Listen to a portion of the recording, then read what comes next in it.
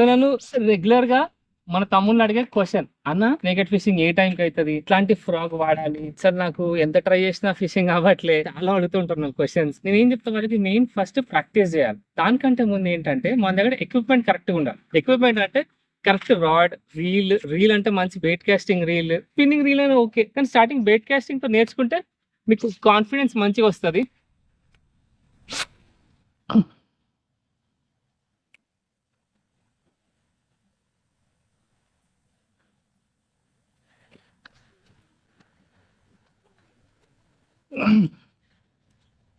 Fish on guys, బాగా గొప్ప తీసుకో.